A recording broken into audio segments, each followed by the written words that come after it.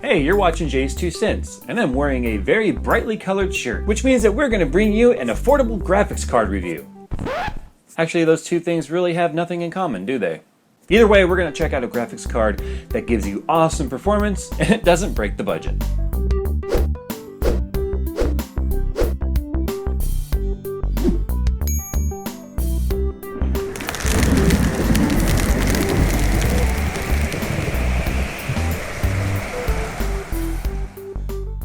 Now, it's no secret that I really like MSI. I mean, I really like MSI. If that wasn't obvious behind me.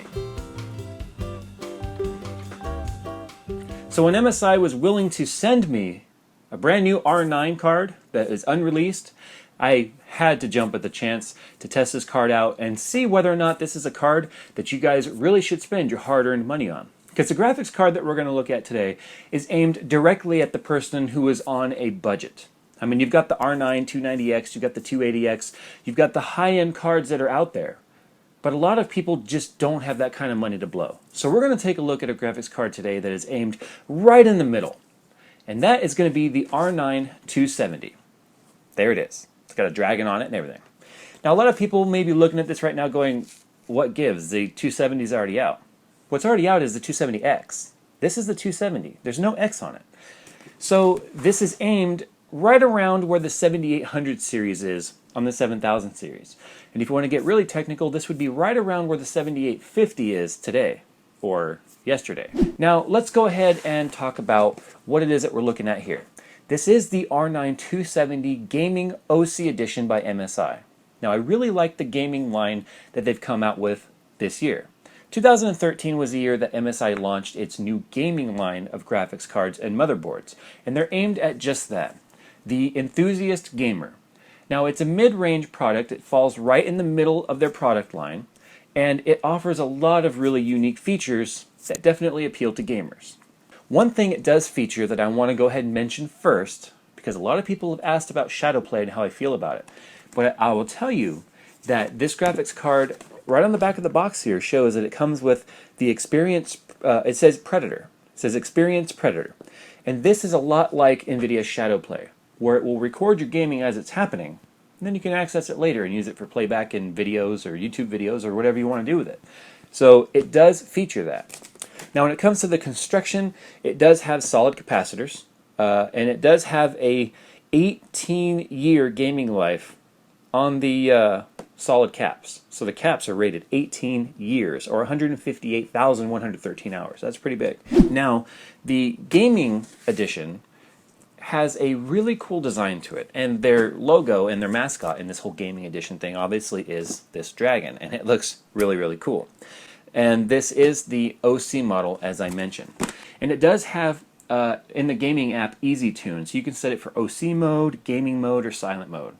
I don't know anybody who's going to buy this card and not run it in OC mode. For performance specs on the card, it does have a 975 megahertz boost clock, a 400 megahertz base clock. That's what it runs at when it's just idling, it's 400 megahertz.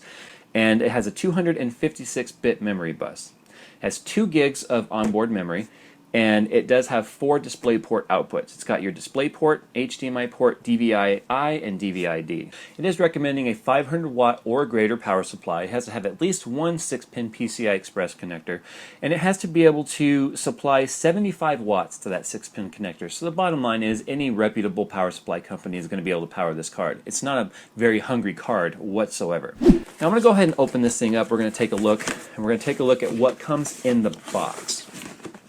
Inside the package here, you have another cardboard box, and this is where you're going to have your software and your manual and your warranty information, and a 4-pin Molex ×2 to 6-pin, and we don't need that.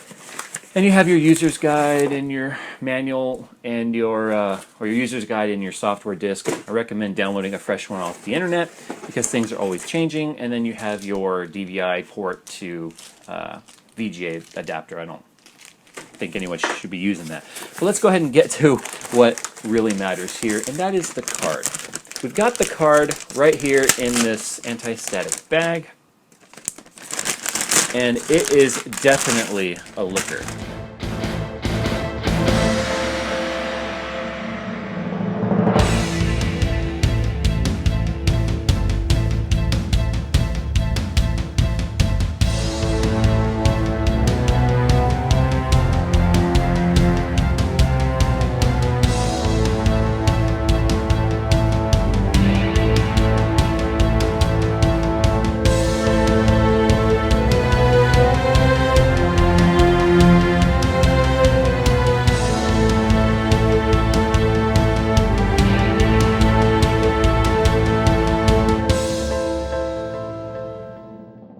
very pleased with the gaming line from MSI.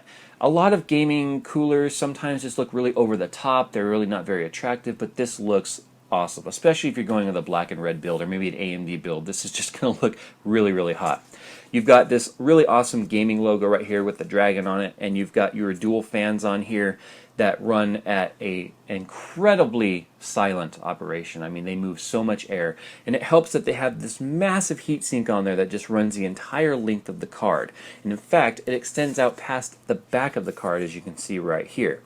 You have your 6-pin PCI Express port plug right here on the top, and you do have 2 aluminum heat pipes built into this. It doesn't seem like a lot that there's only 2 pipes, but guys, remember, this is not an extremely hot chip to begin with. This is a refresh of the 7800 series card. You have your PCI Express slot right here that's protected, by a little cover, and then you have a single crossfire plug right here, so you can crossfire this with another matching card.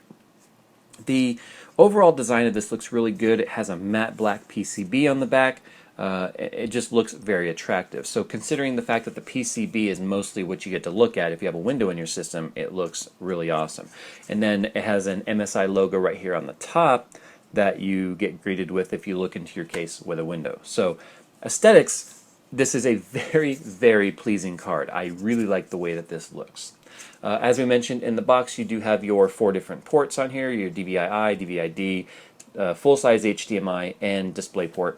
So we've talked enough about the way the card looks, we've talked about the specs. Let's go ahead and get right into the benchmarks, because I know that that's what you guys really care about, and I'm serious when I say that the performance of this card legitimately shocked me. If you've got a budget that you've got to maintain, you don't want to miss these benchmarks. Okay, so let's go ahead and talk about some benchmarking numbers here. There's going to be a lot of different stuff flashing up on the screen, so I just suggest that you pause it to take a look at the benchmarks that you want. For our settings here, we are running this card overclocked. We're running it at 1110 megahertz. I was able to achieve more. I dialed it back to where I felt the majority of the cards would be able to settle in on an overclock and run incredibly cool. Temperatures never exceeded 61 degrees Celsius, and the fans never exceeded 27% fan speed. That is just insane. It is super quiet. Couldn't even hear the thing when I was gaming, and I left the side panel open and my headphones off. If you want a silent card, definitely consider any card in the gaming line. The cooler on this thing is just amazing. That's all I can say, is amazing. Alright, so for our synthetic benchmark, we used Unigen Valley benchmark. You know I like to use that. And we ran it here at 975, 1050, and 1110 megahertz, so you can get an idea of how it scaled when overclocking. We actually saw the biggest improvement going from 1050 to 1110. So you can see it really jumped up once you opened up to 1100 megahertz, and it really liked it there. And there was no crashes whatsoever. I let it run the loop for over an hour. No crashes whatsoever.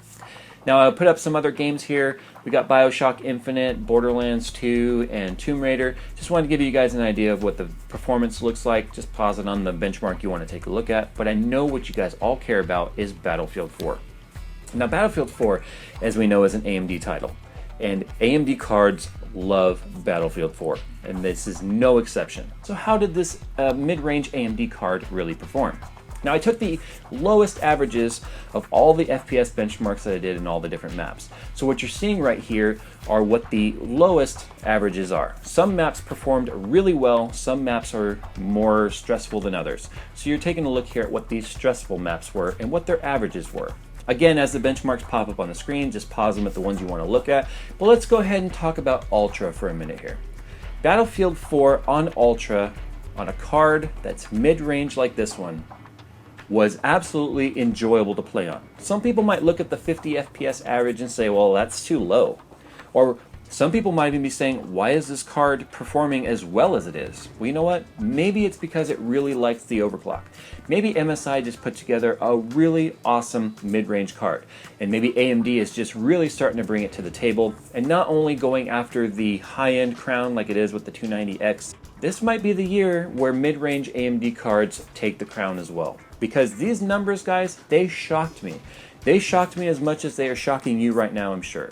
And I just couldn't believe it.